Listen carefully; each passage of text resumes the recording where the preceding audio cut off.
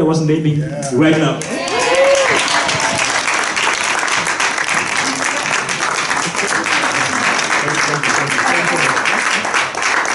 And in return, in our Native American culture, when we're honored like this, I would like to give him my Kansas legislature pin.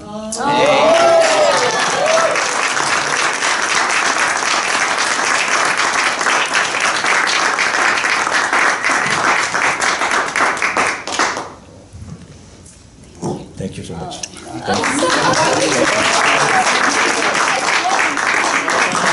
I'm the host of today's exchange with you, and we're going to talk about inclusion, diversity, and for that occasion I invited some people with interesting profiles that symbolize this issue and this question in Flanders.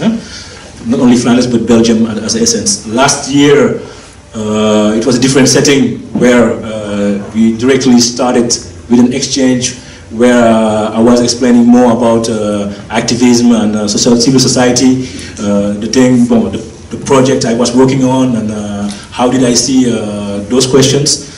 Today, I will not hold the role, but I will just give the words to people who have a lot to say about that. And I hope it will be interesting for you. But it's an exchange, so they're gonna talk about here, and you're gonna ask some questions. So I think in that dynamic, it's gonna be interesting. For today, I have different persons and different organizations who will address those issues with you here. In first instance, I have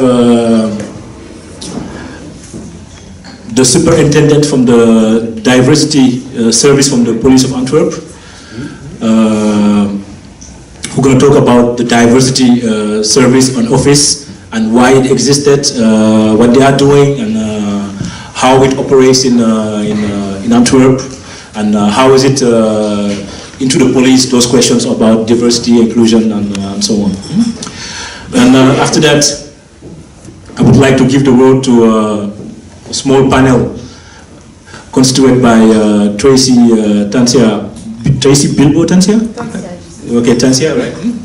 So, and she works for the Brussels Parliament. I have a Flemish representative for the Parliament, a parliamentary, Yasmin Kerbash for SPA, and a community worker. I did a mistake, I wrote social worker, but he's a community worker, and he has been the first black man working for a public institution in Antwerp, and that's why I invited him. But he has a big experience into civil society, community work, empowerment, and we've been doing a lot together afterwards. But he's a living bibliothèque, a living encyclopedia on those questions, so I think it's interesting to hear him. And after that, so I would like to give the word to Ginny and Edin Muharrem from the police of Antwerp, and she's gonna present us her work and what she's doing there. Ginny.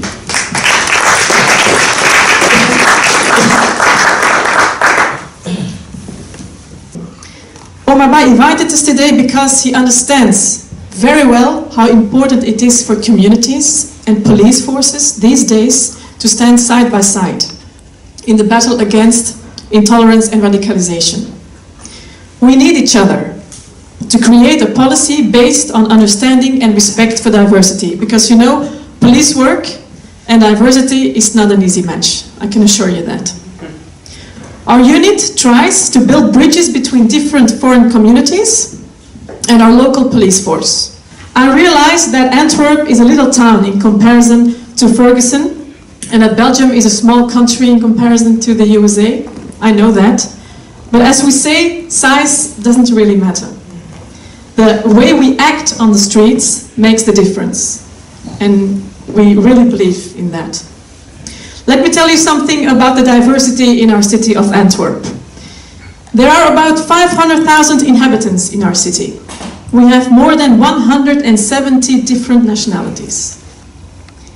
The figure speaks for themselves in demonstrating, I hope, that we live in a multicultural metropolis. We cannot deny this anymore, so we have to learn to deal with it. That means we have to invest in mutual respect and understanding. Not easy. So building up a good network and maintaining it is crucial for diversity to exist peacefully. What our unit does for people, in collaboration with several other partners for almost 15 years, often seems a waste of time to many, including some of our own police officers. We still have to convince them every day that what we are doing can make a difference in times of conflict. Unfortunately, there is no scientific proof of that. But we have seen and experienced that good relationships, as with Omar Ba, for example, and contacts with several members of these communities helped us in the past and will even more in the future from preventing discord and escalating situations. So, if our police officers have to deal with diversity on the streets, they need support provided by training and education so they can learn and try to understand the values and uniqueness of each culture and individual. Not an easy task. The basic training at the police school is not enough. Ignorance of the various people they will meet on the streets will lead to mistakes, which we cannot blame them for if we don't create awareness. We all know that knowledge is power. Respect is a two-way street. We do not condone or accept violence and terror, nor do we tolerate any fanatic and fundamental acts and beliefs. But we are convinced that isolation or segregation will only foster extremist thinking and further radical behavior, so we choose dialogue. We acknowledge the efforts that a larger portion of all these communities have taken in rejecting the bad, and awareness that they have created in accepting the good. The truth to managing diversity is awareness, knowledge, tolerance, and acceptance for each other, the enforcers of the law, the police, and the followers of the law, its citizens. So diversity is a fact, a way of life, because today's immigrants are tomorrow's natives. I thank you very much.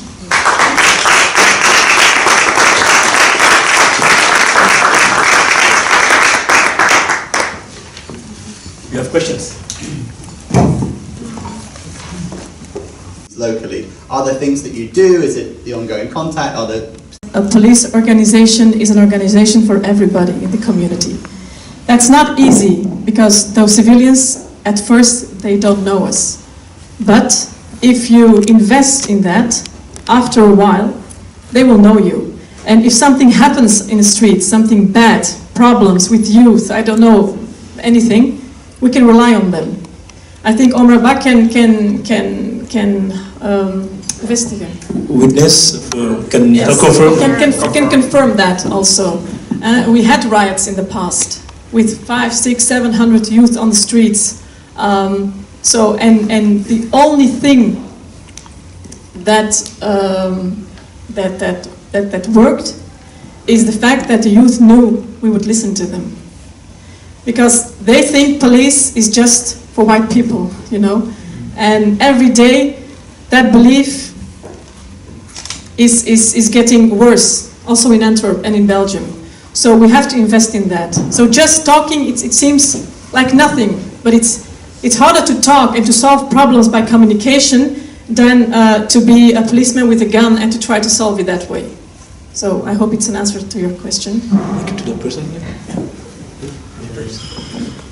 Hi, thank you again. I'm Carlos, I'm from Brooklyn, New York, and my question is regarding communication. You said a lot of what you do is communicate. In the United States, we have a lot of problems with our white police force communicating to immigrant communities with language. Do you see that problem here, and how do you solve the language barrier? We have also a language barrier in Belgium. We have Dutch and we have French. And in Antwerp, I told you 117 different nationalities, so that's not easy. I think language is important, but I think the way you communicate to those people is even more important, you know. We can use translators if necessary, but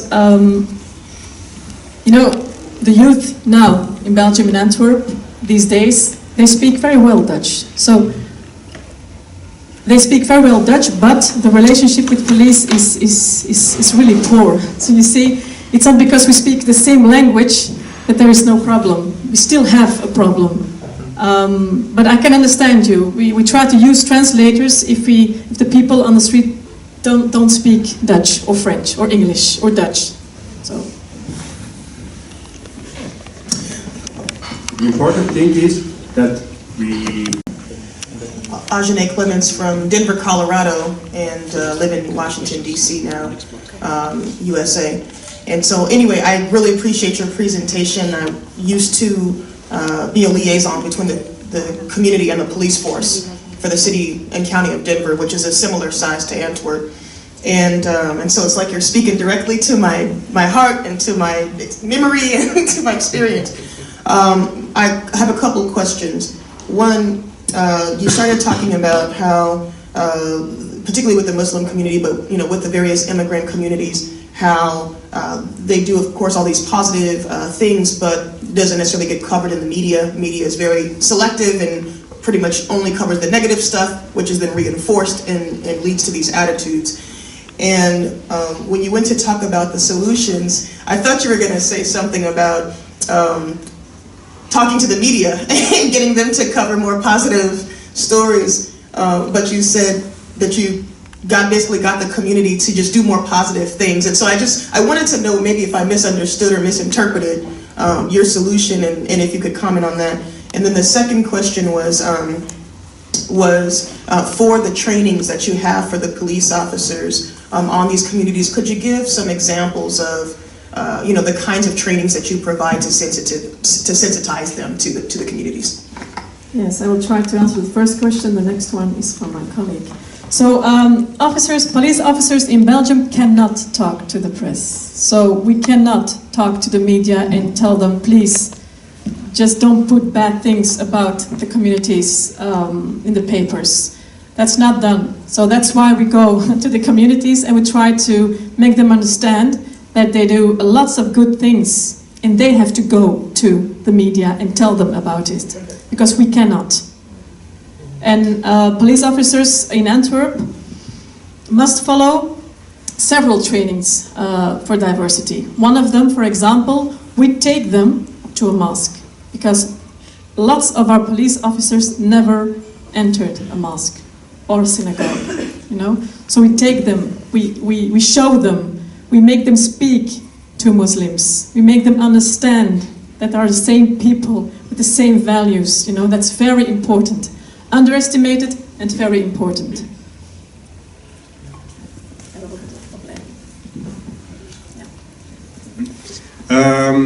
Of course, we are giving training to the police people, but there are two ways. The training to policemen, okay, it's difficult because now our officers, they said, okay, everyone has to go, the top till the lowest policeman. So that's a good signal. Even then, at the moment, we give 5 days. We take them everywhere. To the synagogue, mosque, African platform. Omar Ba gives there about the African culture, the Jewish community. But even then, it's a process. People are, how will I say it? When they're sitting there with 15, 20 people, police officers there, they sometimes surprised about the reactions of his own colleagues, because most of them police officers, they don't live. They are not coming all from Antwerp. Most of them come outside of Antwerp. They don't have friends or contacts or in their relation. Foreigners or things like that. So it's difficult to them to understand, and they only go through media or things like that, things that they hear or read. And the other thing is also important, the newcomers in Antwerp, they also get an education of the police. They come to us and we give them how the police in Belgium, in Antwerp works. The different kinds, because sometimes, most of the times, the policemen from where they come are different. The corruption that they have been through, or the way that they have to travel from their countries to Belgium, and when they come to in Belgium, they see the police as, okay, police is police. We have to give that, I will give that also to those people, that when they have a problem, they can come to the police, they can complain and everything. But at the other direction, the police has to recognize the problem of this. They have to know that also, that when someone comes there and says, well, they were acting racist or discrimination or whatever, that they have to act it and with respect, and they have to note it down. Most of the time the police thinks, okay, it's not so important, and they... I'm going to take the last question here, and then afterwards we're going to go to the next step. They are on the streets, when they are playing together, talking together, then we have to go and introduce ourselves and talk with them.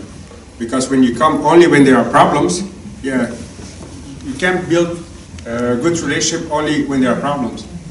So you have to investigate before that, and that's the big difference and the big problem to convince our superior and the politician about it, because we can't prove, okay, if we were there, what kind of influence had it or not, when we wouldn't be there, you know? You know, it's a process, it takes time. And just because it's a process and it takes time, many politicians don't see results. So often we don't have enough support to do our job. It's not an easy job for us to do. I admit that, so. Hi, Well, I have two questions. The first one, I've been in there was a meeting about police discrimination, and one of the point was that, the fact that there is diversity within the police doesn't mean that the police will treat you better. Most of the time, the people from a migrant background, they will even treat you worse, just to prove themselves within the police corps. How do you deal with that? That's the first question. And the second question is that, I studied here in Belgium, Brussels, for a year, and each time I was coming by car, and when I went back, each time that there were controlled by the police, I was always stopped. Always, like 100%, really. It was really serious, and the last time it happened, I was really mad. And, I told them, like, hey, listen, what you're doing, it's just discrimination. And I will prove it to you. I'll wait right here to see the next person who's going to be stopped. And I'm sure it's going to be a black person. You know what? I will stay here and wait to the person after that. And I'm sure it's going to be a migrant. And exactly that happened. I waited until 3 other person has been stopped. All 3 were migrants. And then the police said, okay, but the person before you was not a black person. I told him, where was he from? Well, he was from Poland. Okay, well, and this is a very serious problem, ethnic profiling. So I would like to hear from you, how do you deal with that? Because this is real, this is reality. To answer your first question concerning our colleagues from a foreign origin who are working as police officers, it's not easy, because they have to choose between their police force and their community. So we try to make them feel good at work. We try to make them understand that if something happens on the streets, they can come to us and talk about it. I think that's the only way you can create a nice environment for all your police officers to work in. It's not easy. I told you 2% of the entire force has a different origin. That's sad. It's very sad. So we have a lot of work to do. But the ones we have to cherish them. That's the first answer to your questions. Concerning ethnic profiling, it's a real problem in Belgium. But in the USA, in the UK, they are further away concerning ethnic profiling. We're not in Belgium. We are realizing it's becoming a real problem, and we're realizing we have to do something about it. So you have to forgive me, but I don't have the answer to your questions, because we told us upstairs also to our boss fund, we have to do something about that. We have to have awareness to our police officers that if they do actions on the streets, it's not always on purpose, but unconsciously they will stop a person with a different color or another origin. So it's a problem, and I think they're beginning to realize that. And we're beginning in the stage of thinking about how to deal with it. What are we going to do? Next month we have an entire training day about ethnic profiling. So it is a process, and we have to learn, and we will visit the Netherlands because I know police departments there are working about ethnic profiling. We'll go to the UK, etc. to try to understand which way we have to follow to make our police officers clear that it's a real problem, and that if you do your job on the streets, it isn't about skin color or origin, etc., etc. So I agree with you, but we're not yet at the solution, no.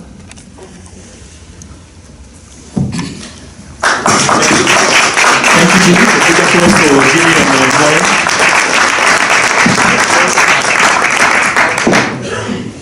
So as you see, by the way, they're doing a great job. It's not easy. I think that, like she said at the end, that there is a lot of awareness needed, not only toward police officers, but awareness needed into political circles. And the problem is everywhere. And so long that at the top, that those who decide are not aware that they cannot give power to those instruments to do their work rightfully, for the best. And I think it's not only a Belgian problem, but it's a worldwide problem. Especially now we see in the USA, even in the UK, in Netherlands, in France, in whole Europe. So there is a serious issue, and this issue, even every day there are people losing their lives for this. So it's a serious issue. So I think that this case the instrument can be a good practice case. How do you feel that instrument? There's a lot of work to do. So I think that's what you learn. So thank you again, Ginny and Moria.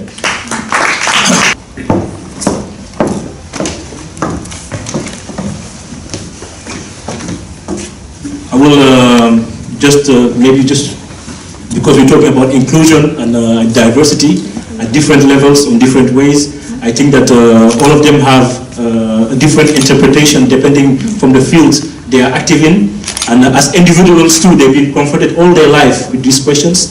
So that's a simple question that I will ask.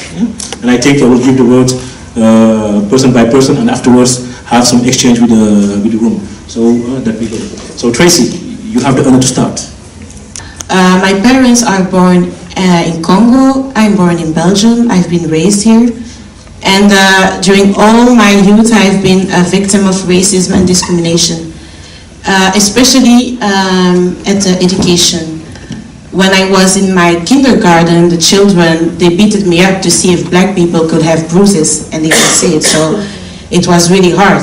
When I finished high school, in high school I was actually bullied just because I was black and fat. And when I finished high school, my teacher said, you don't have to do a normal traject like everyone, you should do some, how do you say, hairdresser or something like this. But because I had the support of my parents put me in a really good Catholic secondary school where I study a general subject. In the Catholic school, it was really hard for me because I was the only black girl in the boarding school. It was a Catholic school with uniform near to Brussels. I was the only black girl, and when we were at the table, I will never forget that I had people sitting there and eating and talking about their cleaning lady who was black. They were referring to her as a monkey, the macaque for cleaning, so like this. And when I stood up and told them you cannot say that, everyone was looking at me like I was the angry black woman. But so that was difficult. But again, I had the support of some people, like my parents, like friends, who helped me, and this is why I finished school and I had really good grades. And when I finished my secondary school and I was going to college, I told to the advisor of the school that I'm going to college. I want to do international politics. She told me, what did your parents do? I said, my dad is a social worker, my mom is a nurse. You should do the same. Don't dream too big. It's impossible for you to do college. This is what they told me. And at that moment, I wasn't realized that it was a little bit of a discrimination. I was like, yeah, maybe the teacher is right. I'm not the best of the class, but... So when she told me that, I went back to home because it was Friday. I was in boarding school, and I told that to my parents. And my parents said, what do you want to do later? And I told them what my ambitions are, and then they said, you should go for it. So I did college, and I finished college, and I had a master's degree in international politics. And when I finished, I went back to the high school. I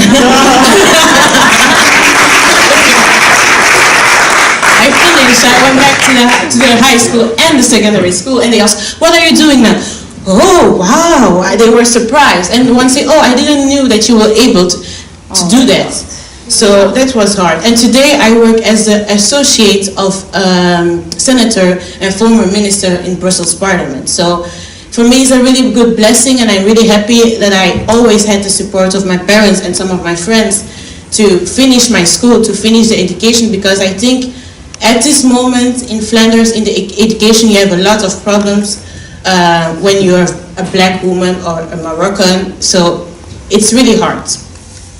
So the diversity in Flanders, I think diversity and inclusion is a little bit of a fail in Flanders, because people with a different cultural background are discriminated on a lot of levels. I think 2-3 weeks ago in the news it was that cleaning ladies are discriminated. So people call and say, I don't want to have a black cleaning lady. So if you know that at that level you are discriminated, imagine how it is in other parts. So it's really hard. The second thing is when you go to rent, you want to rent a house, you go and you say your name, or you say that you're black. They say, no, there is no place, there is no place. It's hard for people with a different culture and background to have a house, to find a job in Flanders at this moment. But some people, if you work hard, you can achieve something. You can find a house, you can find a job, but still you start as a person of a minority. It's really hard in Flanders. I have a little thing to say. I'm celebrating my birthday soon, and I was calling to rent a place, and I said my name. I said, I'm Tracy, and I want to rent. I say, oh, come to we can talk about it to the person who owns the place. And I rang at the door, and he opens up, and he was scared. And I say, yes, I'm the one who called you. No, you're not the one who called me. Because I was speaking fluently Dutch. I say, yes, I called you for the place at the 9th of May. No, it's not free. I say, yes, you told me on the phone that it was free. Okay, let me check. And then he was so embarrassed because I was a black person, and he wasn't expected that. So the second problem I think in Flanders is that the politicians minimize racism and discrimination. When a politician said that racism is relative, there is no racism, you can never have the good instruments to face it and to tackle it for racism, because the politician, it's not a priority and they minimize it, and I think that is really sad. And the thing why they minimize it is also because there are not a lot of politicians with a cultural background. So I think all the ministers are white side. But I think integration is a two-way traffic. It's not only me that have to adapt myself to you, but it's also you to have to adapt yourself to my culture. And that is, I think, the big problem. And also with policy makers, they just say what people with a different cultural background has to do, but they don't say what people from Belgium, I would say the white people, have to do also to accept people from the minorities to form one big community. And that's a problem. The second big problem is, I think, the education. There is a really good need of the fundamental need of a reform in the education. And it's also about the content that what people learn at school. We don't learn about Africa and Congo, who was a country that Belgium colonized a lot. It's just a passage, oh, we were that, we did that, and that's it, we brought civilization there. So, but that's important. I think that children knows at school what the importance of Africa is, what the importance of people with another culture is. And I think that will be a good start to change the education. Right now, I think that a lot of people are starting to acknowledge that it's important to include people of minority. And me, for myself, I try to go and talk to young girls and young boys who are going to school and who are facing the same problems that I had, and I always tell them, just go on with your school. If you have ambition, you have to do it and be the change you want to be in the society. Thank you. I will give the word to Yasmin because afterwards she has to leave. Sorry, Benedict, you will. Ladies first. Thank you, Omar. Hello, everybody. I'm Yasmin Gerbach. I'm half Algerian, half Belgian. I lived in Algeria, a North African country, until my 7th year, and I arrived here in Belgium, not knowing the language, not knowing the culture. I always say that what you lived through the first 7 years of a kid, I was there without my parents because they were still in Algeria.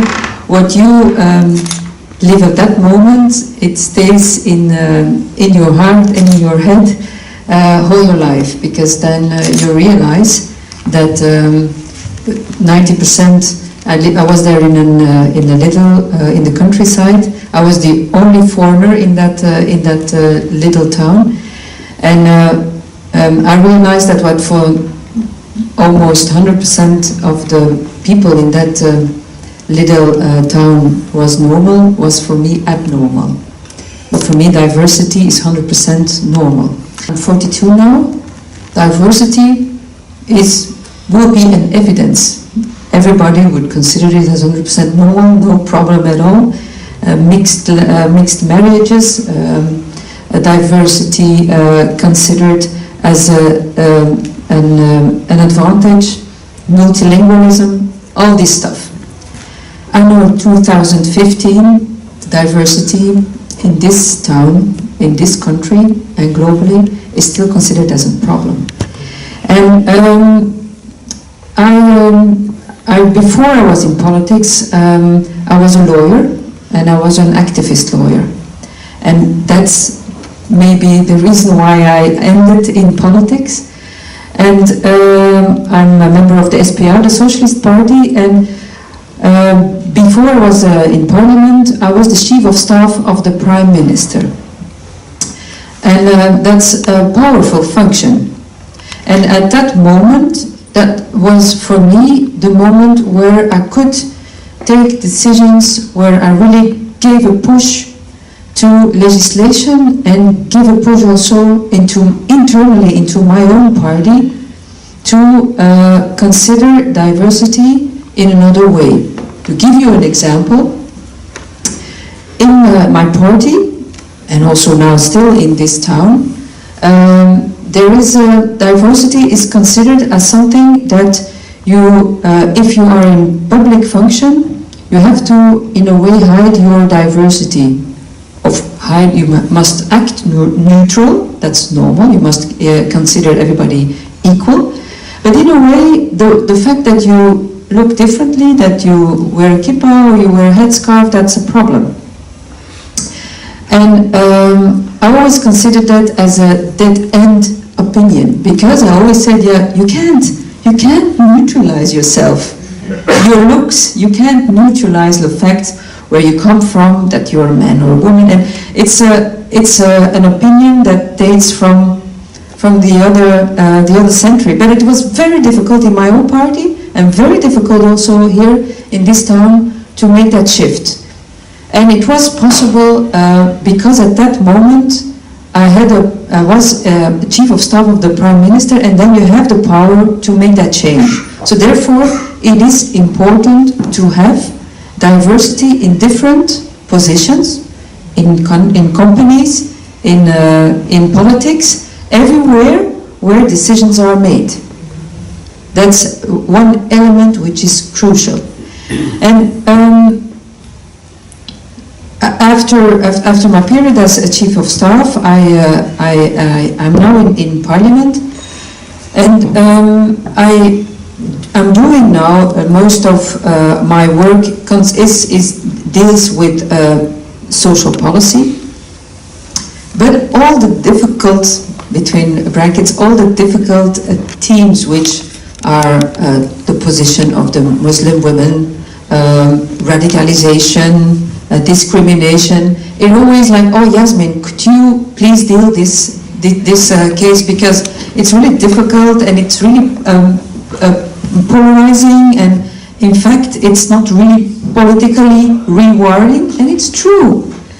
Dealing with diversity in a city as Antwerp, in a country, in a region as Flanders, is politically not rewarding. To give an example, I was, I think 2 weeks ago, I think Omar was there too. I was invited by the American Embassy to, in the context of Black History Month, and there was a debate about empowering youth. I was there, present both because as a former chief of staff, but also because of my migrant background.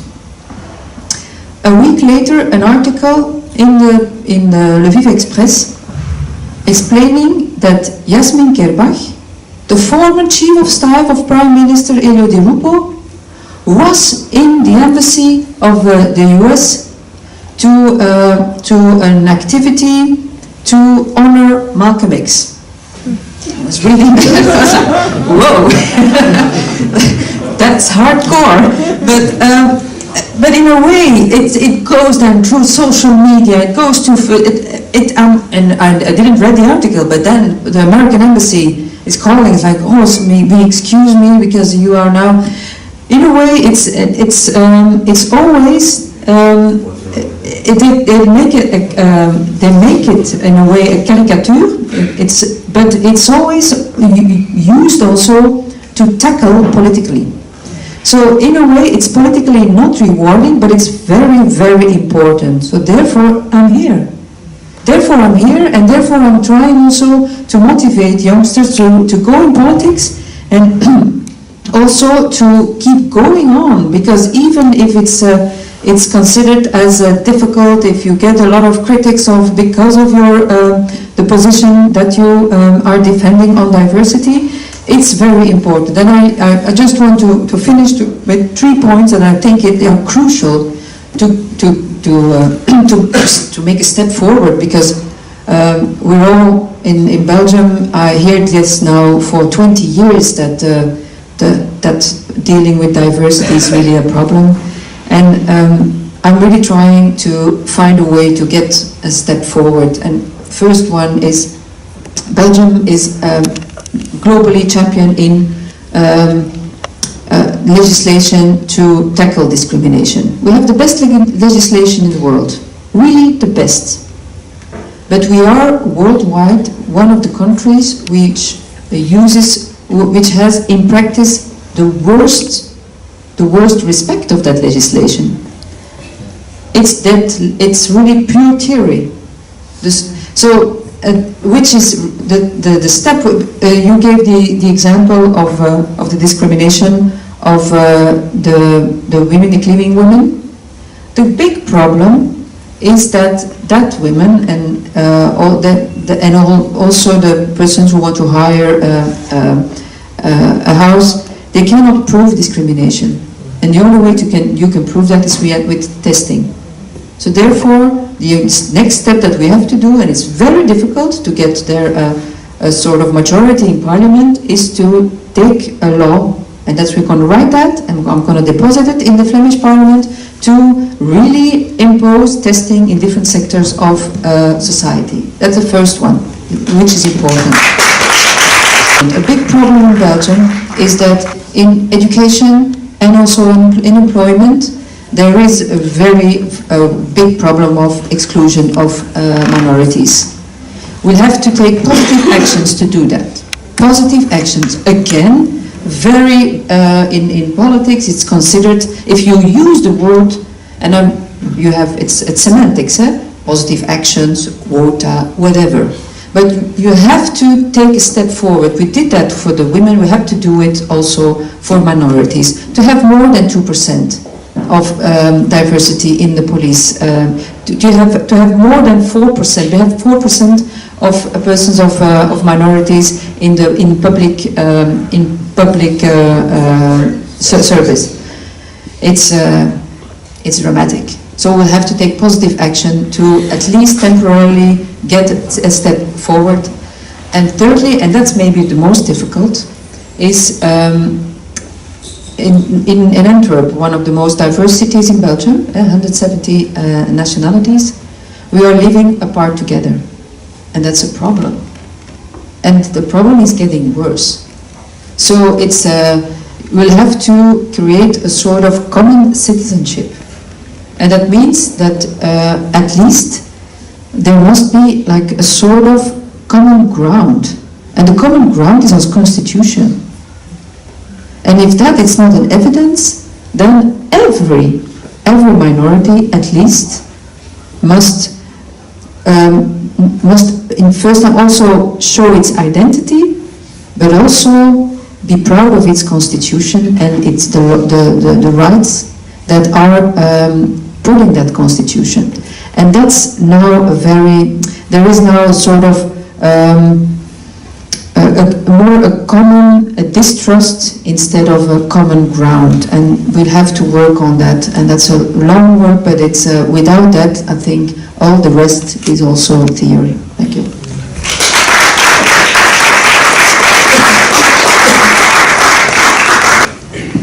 Well, my name is Benedict Mayo. I think I kind of recognize a few of the things you spoke about. In my case, it's actually different. I came to Belgium the first time in 1978. I was studying in Oxford, and we came to Belgium by accident. I fell in love with Antwerp immediately, and I stayed. So I transferred my credits here, and I changed to medicine, and I studied engineering. Because to do medicine, I have to do 5 years Netherlands. I didn't have time for it. I thought I was going back to Nigeria after my studies. And I did engineering because I could do that in English. When I graduated in 1982, I went back to Nigeria. I was doing my national services. I got a telegram, then there was still no hand phone, that I have a son. That I had a son, so I came back. I said, okay, I'm just going to go back and settle it, and I'll go back. I've been here ever since. What I recognize about what Trish said is also the fact I was brought up in diversity. So I know what being diverse is. I'm a Nigerian. We have 246 different ethnic groups. I'm talking of Wallen and different from all of them, and there's discrimination here and there. But they don't call it discrimination, they call it something else. Okay, but it's more or less, so I grew up with that, so I can accept that. I was also in a boarding house, in an internat. I was also the only black man there. I enjoyed it, I had fun. So it's but then again, because of the experiences I had, I learned to look at every disappointment is a blessing. It's got to be for a reason. So because of that too, I learned to build networks. I learned to keep networks. I know how important that is. I worked also as an engineer for a while. I got tired and I stopped working. And the old mayor of Antwerp, Bob Koens, once then I was the president from the African community, asked if I wanted to work with the OCMW as a coordinator for the refugees. I say it's not much money, but at least you have something to do and you're good with people. Oh, I thought, okay, do that for a couple of years and then go back. I've been doing that ever since. That's about 17 years ago. So after working with them, then I worked for Samuel Living Sobao as an Oba worker, a community worker. For me, I kind of look at it like getting paid doing my hobby. I love doing it. It's what I love doing. It's what I do all the time. We've been busy with it for a while. Also, I recognize a few of the things from the diversity police because they really did help the community. It's a pity that their importance is not well highlighted inside the police force. Because if their importance is well highlighted, there will be more than 4 people working there. Yeah. Never mind that there's only 2% foreigners that work with the police force, but that department, if the big chiefs of the police know the importance of the diversity department of the police, there will be more than 4 people working there. But all those are little things to do. As a matter of thing, inclusion in Flanders is very, very difficult to talk about, because I know there are a lot of initiatives that a lot of people have taken to improve these things. And most of these people too that have taken these initiatives are also the natives. Most of those people that also go against it too are also the natives. So sometimes you sit in a kind of situation that it's really difficult. Some of the difficulties that I personally witnessed, they're enormous. They ask somebody who wants to clean the floor that they must speak perfect Netherlands and French. And they don't even speak perfect English. They ask somebody who wants to go and pick tomatoes, they say, yes, Benedict, I'm sorry, but somebody must speak perfect Netherlands. I say, but must he speak with the tomato before plugging it? So these are the I call them mechanisms that want to exclude you. So no, I'm not a racist. I'm just looking for the best person for the job. I want a lawyer to come and clean my floor. I want a doctor to cut my garden. These are the things. But I think like Yasmin said, these are the jobs. These are the jobs precisely for the government, for the policymakers, the politicians, to set the barriers. Say, okay, please, sir, you don't need to speak to the tomato to pick it. So that these little things, but these are the exclusive things. Like she said also, racism is one of the most difficult things to prove. I don't bother to do that anymore. Because personally, me too, I know a lot of people say they are racist. But I look at them, I know them. And I've been dealing with them for a long time. And I have a lot of friends who say to me, yeah, the Moroccans say they are bad people here, but Mohammed, that lives next to me, is the best man in the world. Because, like we say, like they say in Netherlands, they say, "Onbekend is onberoemd." When the natives don't know who their visitors are, it is very, very easy to discriminate against them. It was mainly part of the reasons that we too, before also with the diversity police, there was another guy there before, also one, Vermeulen. I will never forget this man. From this conference, you can suggest something to the government to solve these problems, at least to the people who came with high education background, not like the others. They worked hard on themselves to be people who can make this life better than the others. So this is one, and I think the other problem is with the media itself, because all the problems for me as a person who works in the media, I think it comes from the media. How many percent do the media in Belgium focus on the immigrants here in Belgium? How many minutes do they focus, and on what kind of accidents or activities they focus on? Only if there's problems caused by immigrants, or also they can cover the good things and the positive things that they can bring into this society. So this is part of things that maybe it's a brainstorm or something to make us think about what we should do. Thank you. I have, for example, now I have a lot of Congolese who come to me. They have doctorate, master degree from Congo. From Congo. Congo is the colony of Belgium. And over here, the degrees are not accepted, are not accepted. So I even asked the minister, I said, well, are you trying to tell me you went to Congo with second class education? Because Congo is a colony of Belgium. When I went to England as a student the first time, I just went with my high school diploma. I went to Oxford University and it was accepted immediately. Right. Yeah. So why is it a problem to the certificate from Congo that is being accepted here. That became actually a motivating factor, a factor that makes it very, very difficult to motivate the young people to study further. I want to say something about that because I'm also, my parents are from Congo and my mom was a pharmacist, and when she came here the first job that she had was as a cleaning lady because her degree was not accepted. But you have to know that in Congo you can buy a diploma, and that is well known for everyone. I know people that went with a lot of money and they bought their degree.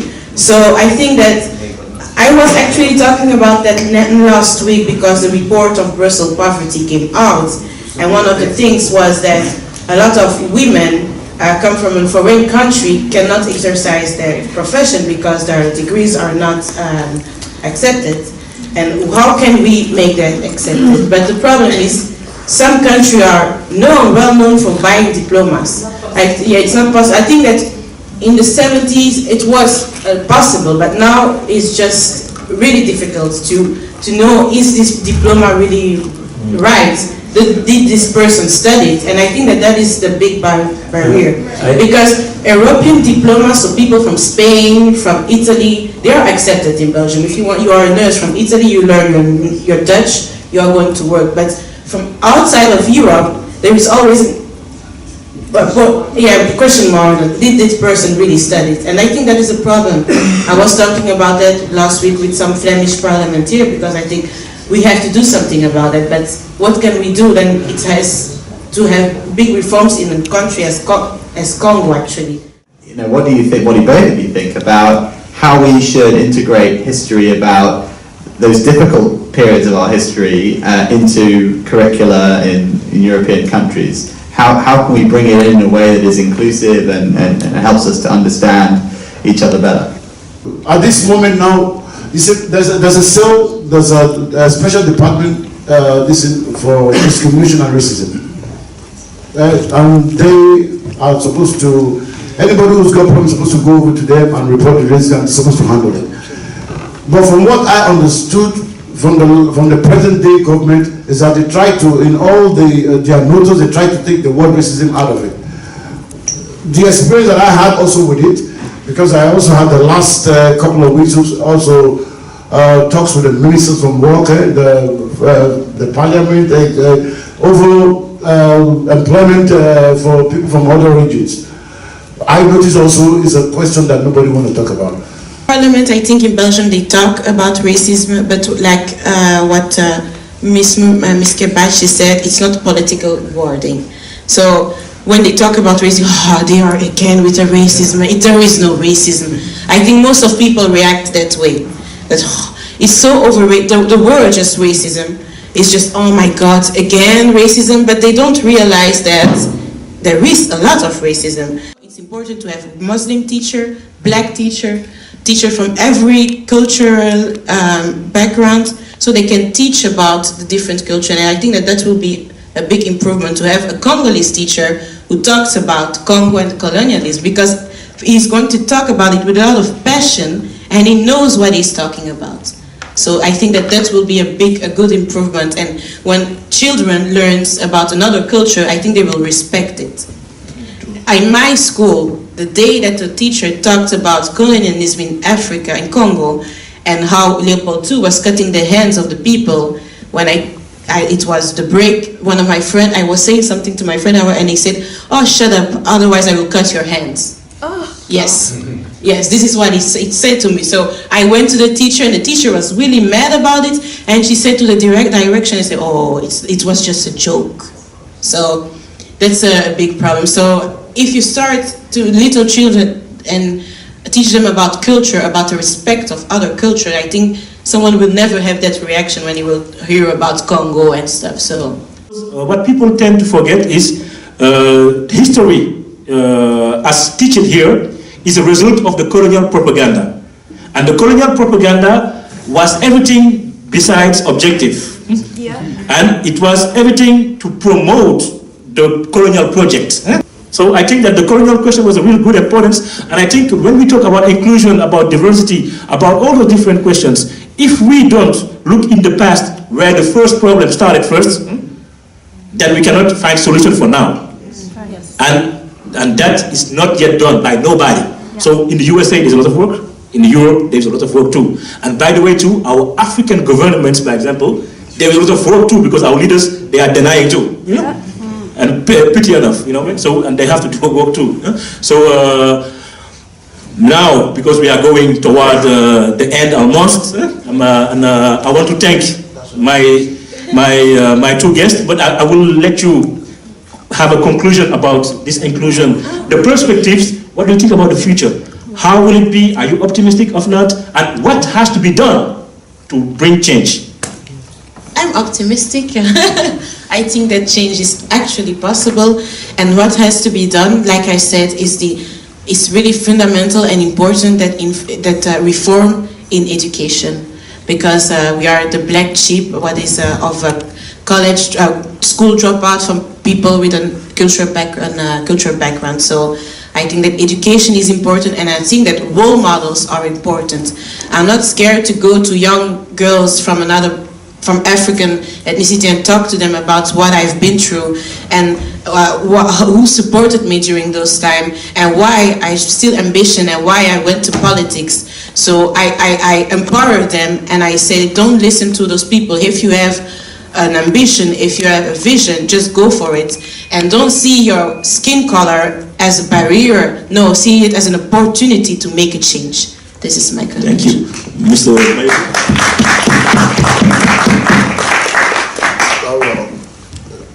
Personally, I think I should be an example. I should be a living example of to let you know that it can only get better, because we started there and we can only go higher and higher.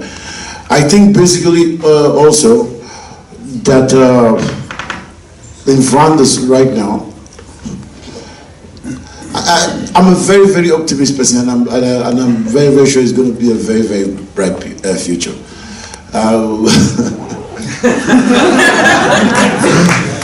So the issue, you have to know, I have been with the struggle right from the beginning, and it has been one how do you call it, roller coaster ride. It had been one roller coaster ride. It was also not possible without some of the natives who are really who took initiative and who helped and supported us. It was really not possible. So sometimes I sit in a situation that I'm looking at this and I know that it is difficult. And well, I grew up also. I also learned how to what to put aside and what not to put aside. But I'm very optimistic, and I'm sure that it can only get better. Look at it just like that. There's nowhere else for it to go. When something is right here, there's only one place for it to go. This way. So I want to invite somebody who played a real important role, who even played a pioneer role in Flanders, and it's really important to say it. It's this venue here. This venue is the first venue where big productions from those minorities has happened, but it was backed by a vision. So I want that man to explain me his vision and how it comes. So give another look. Thank you. I'm gonna make it short. I just want to share some thoughts and some ideas I had in the past years. I worked here as managing director. I started around like 14, 15 years ago. I was a really youngster. I was 28 years old. I found this theater as a really traditional, white, middle-class, sleepy theater in the center of Antwerp. Not very sparkling, a bit dead. So it was property of the province of Antwerp. So we were in the middle of the city, but we were province. So we had like a region to work for. And they asked me to revitalize, make the theater again a bit more alive. So I thought, okay, that's a good opportunity. They didn't speak about diversity, cultural diversity, but I was here a few years and I read an article in the newspaper that 70% of all the youth in Antwerp who goes to school has another language than Dutch at home. Okay, 70%? Well, that's my audience for within 10 years. They are now 16. If they are 26, 30 years, I like that they come to the theater and be our audience. So what are we going to do about it? I read another article that the big movie theater in Antwerp discovered the Turkish audience as a potential for their business. So they started to screen Turkish movies. Okay, that's interesting. But the problem was the cultural diversity policy in Flanders at that time was an import product process. We just imported productions. We were a famous djembe player, or a famous oud player, or an Asian dance group, whatever. But it was still segregated. This is Demba. He has a nice shop in Antwerp, and he's part of the youngsters that we've been motivating to be entrepreneurs, because I think that inclusion goes to that. And we brought this for this shop. And yes. African broom. African broom. I want to give it first to my brothers and sisters from the US, that they remind of the continent.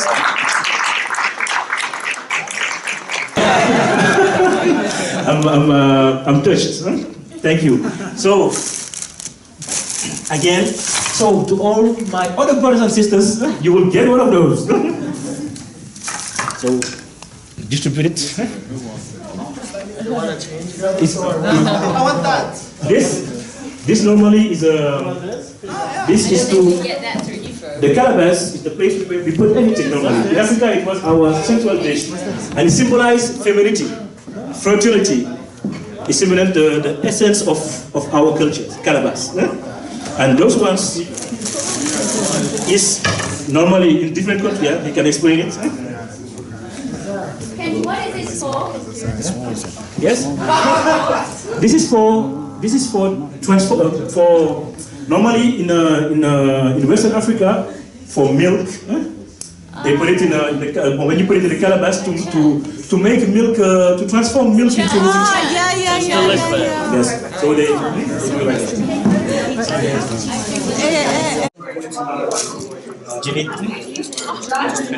Voilà un symbole. So, voilà un symbole. Voilà. So afterwards.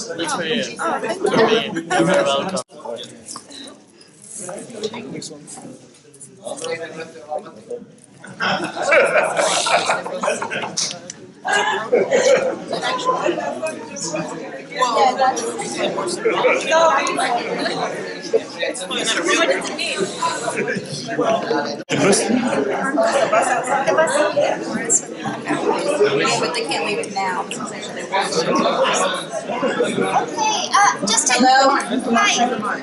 Hey, let's give a round of applause for Omar for his beautiful hospitality and for sharing, really, sharing such wisdom from the Antwerp activist community with us and from political leaders here in this wonderful city. And we're going to have the opportunity now to walk a little bit in the beautiful, amazing old square of this beautiful town. And so bring your things with you, please.